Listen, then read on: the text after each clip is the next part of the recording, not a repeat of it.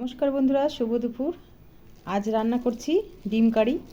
তো আলু দিয়ে করব। এই যে নতুন আলু চলে এসেছে আমার, শীতের নতুন আলু সেদ্ধ বসিয়েছি জলে। ডিমগুলো এখন দিয়ে দিচ্ছি। আলু আর ডিমটা আগে সেদ্ধ করে নিচ্ছি।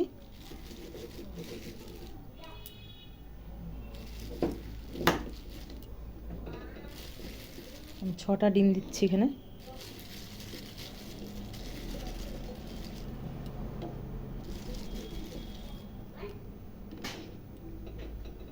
আলু আর ডিম সেদ্ধ করার জন্য একটু লবণ দিয়ে দেবো, তাহলে ভালো সেদ্ধ হবে। তো সেদ্ধ হোক, ততক্ষণ আমি মশলাপাতি তৈরি করে নিচ্ছি, সঙ্গে থাকো। আলুটা সেদ্ধ হয়ে গেছে, এখন আমি ছিলে নিচ্ছি আলুগুলা। নতুন আলু তো অল্প পাতলা চুচা হয়, পটাপট ছিলা হয়ে যায়।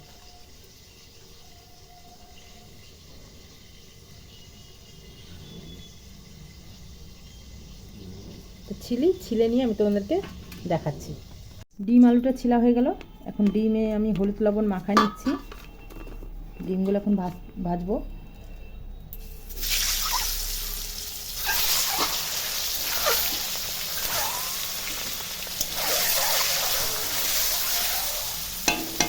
ডিমগুলো ভেজে নিচ্ছি। ডিমগুলো দেখো ভাজা হয়ে গেল, বেশি ভাজবো না, এখন উঠা নিচ্ছি। প্রতিটা ডিম উঠা নিব। তারপরে এখন আলু দিয়ে দিব, আলুগুলো ভেজে নিব।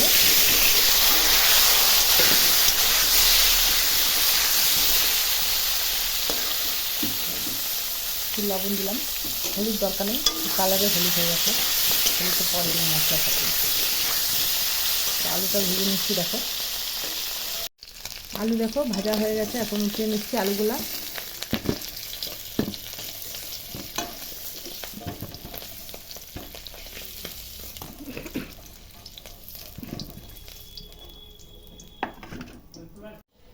এখন একটু জিরা সম্বারা দিলাম।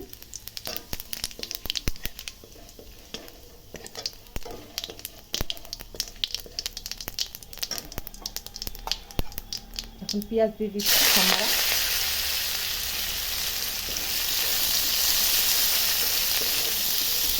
পেঁয়াজটা ভালো করে ভাজা ভাজা হোক ততক্ষণ। আমি এদিকে মশলাটা করে নিচ্ছি। এই দেখো পেঁয়াজগুলো আমার ভাজা ভাজা হয়ে গেল, অনেকটাই নরম হয়ে আসছে। এখন আমি মশলা এই যে বেটে নেওয়া হয়ে গেল, কাঁচা লঙ্কা দিচ্ছি বেটে, রসুন আর আদাটা দিয়ে দিচ্ছি।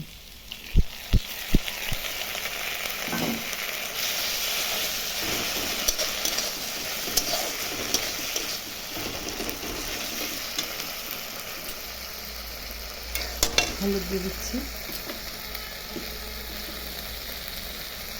লবণ,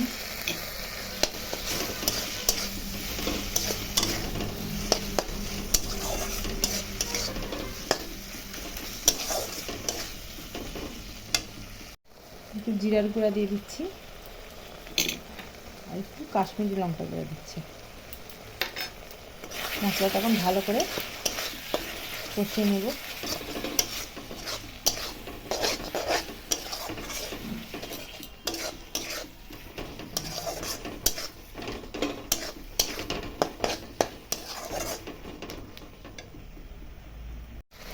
আলুগুলোও দিয়ে দেবো। আলু দিয়ে আবার ভালো করে মশলাটাকে আবারও কষাবো।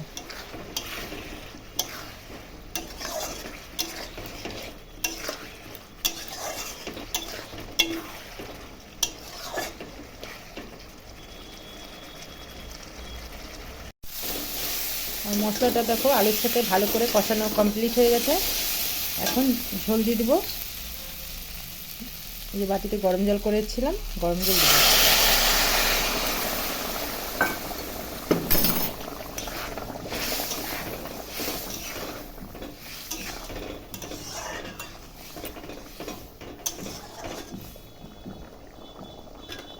যেহেতু গরম জল দিচ্ছি, দেখো সঙ্গে সঙ্গে ফোটা শুরু হয়ে গেছে। আর ডিমগুলোও দিয়ে দিচ্ছি, ভাজা ডিমগুলো।